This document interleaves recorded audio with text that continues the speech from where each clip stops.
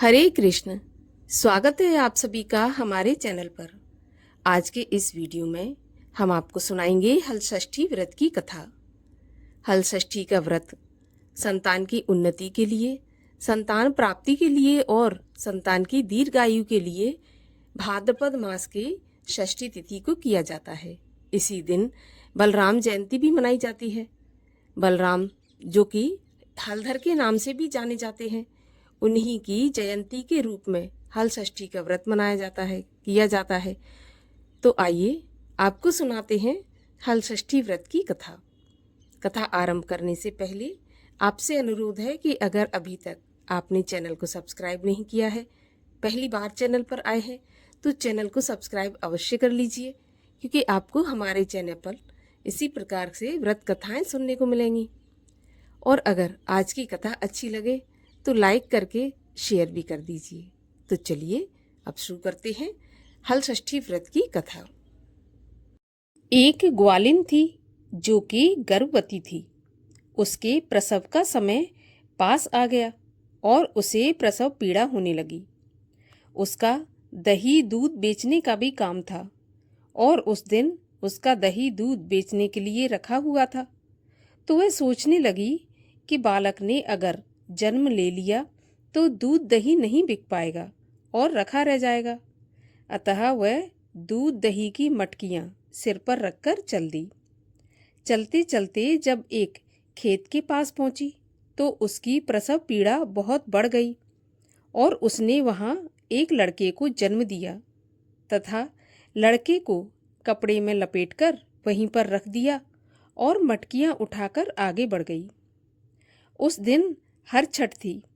यद्यपि उसका दूध दही गाय और भैंस का मिला जुला था, पर उसने बेचते समय यही बताया कि केवल गाय का है, तो दूध दही जल्दी से बिक गया। और जहां पर ग्वालिन ने बच्चे को रखा था वहां एक किसान हल जोत रहा था। उसके बैल बिदक कर खेत की मेड़ पर चढ़ गए। हल की नोक बच्चे के पेट में लगने से बच्चा मर गया। किसान को यह देखकर बड़ा दुख हुआ। उसने तत्काल झरबेरी के कांटों से बच्चे के पेट में टाँके लगाकर उसे वहीं पर पड़ा रहने दिया। अब ग्वालन ने लौटकर बच्चे को मरा पाया तो वह सोचने लगी कि यह मेरे पाप का फल है।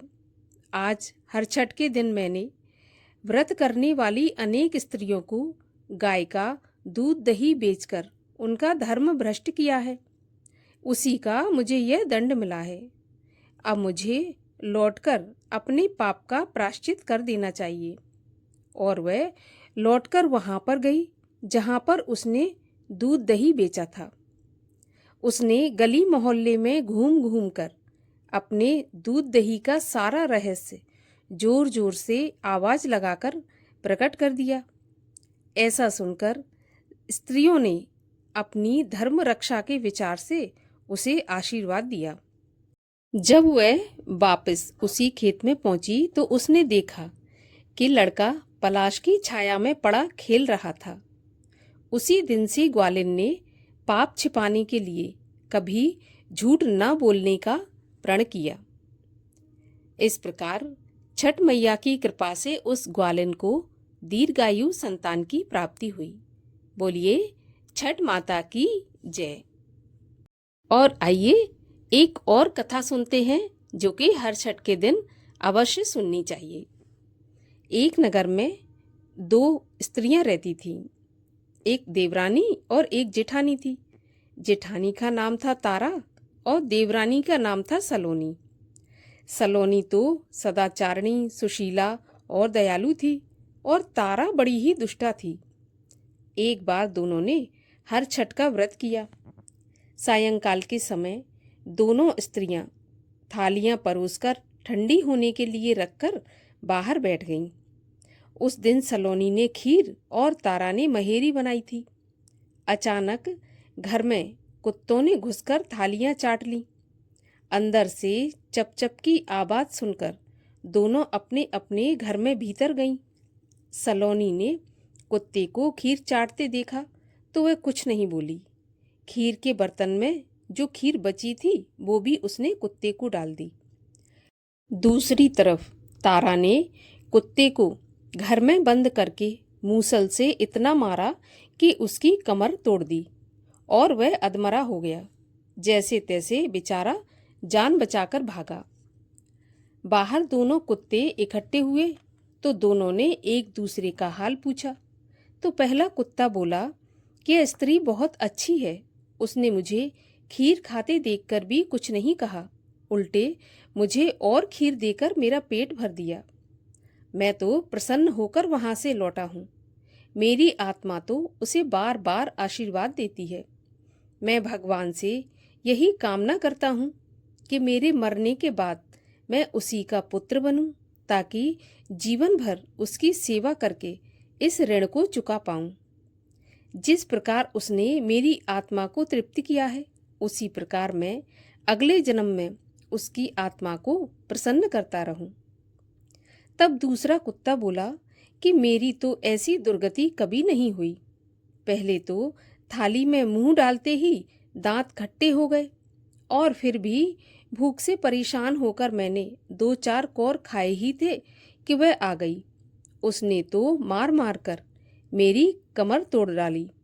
मैं तो ईश्वर से यही निवेदन करता हूँ कि अगले जन्म में उसका पुत्र बनकर उससे पूरा पूरा बदला चुकाऊं।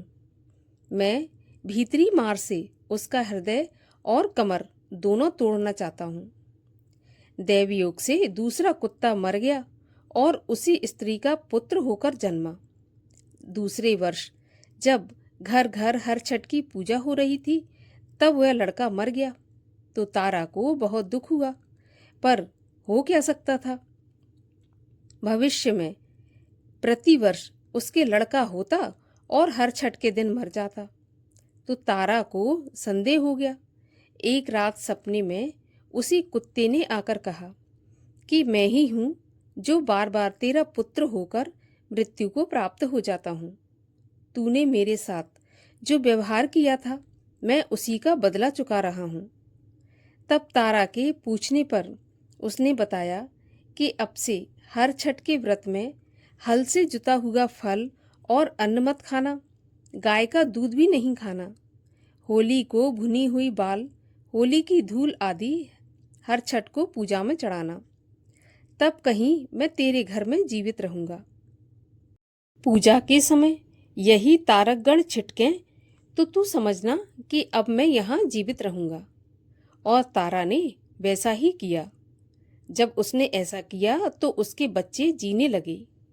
तभी से इस व्रत का प्रचलन और भी अधिक बढ़ गया। इस प्रकार हरछठ मैया की कृपा से तारा को भी एक दीर्घायु संतान की प्राप्ति हुई।